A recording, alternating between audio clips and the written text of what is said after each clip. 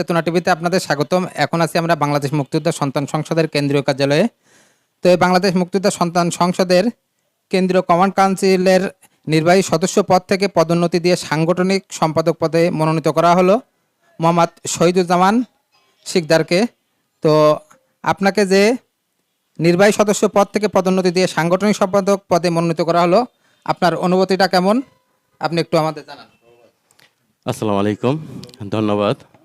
প্রথমে আমি আমার তরফ থেকে সংগ্রামী অভিনন্দন ও রক্তিম শুভেচ্ছা জানাই আমাদের এই বাংলাদেশ মুক্তিযোদ্ধা সন্তান সংসদ কেন্দ্রীয় কমান্ডের সম্মানিত চেয়ারম্যান মহোদয় এবং শুভেচ্ছা জানাই আমাদের মহাসচিব শফিউল বাবু ভাই।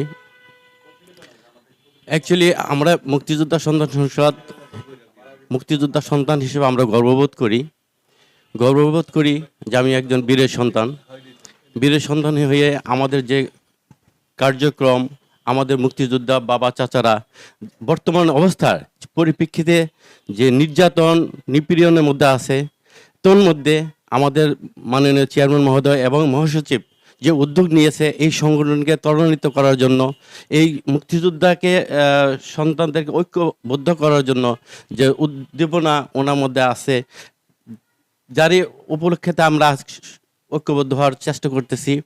আমি সাধারণ সদস্য কার্যকরী সদস্য হিসাবে ওখান থেকে পদোন্নতি দিয়ে আমাকে সাংগঠনিক দায়িত্ব দিয়েছে কেন্দ্রীয় মুক্তিযোদ্ধা সন্তান সংসদে।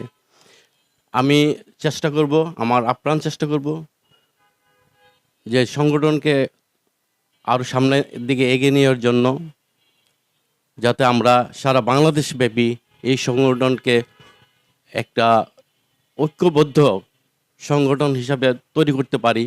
আমি সবার কাছ থেকে আমি এই দোয়াই চাইব আমার জন্য, যে দায়িত্ব আমাকে দিয়েছেন চেয়ারম্যান মহোদয় এবং মহাসচিব এবং অন্যান্য নেতৃবৃন্দ যারা আছেন, সবাইকে আমার সংগ্রামী অভিনন্দন ও সালাম।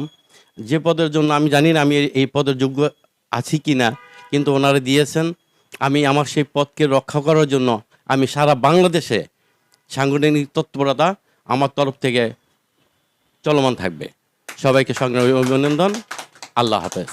ধন্যবাদ।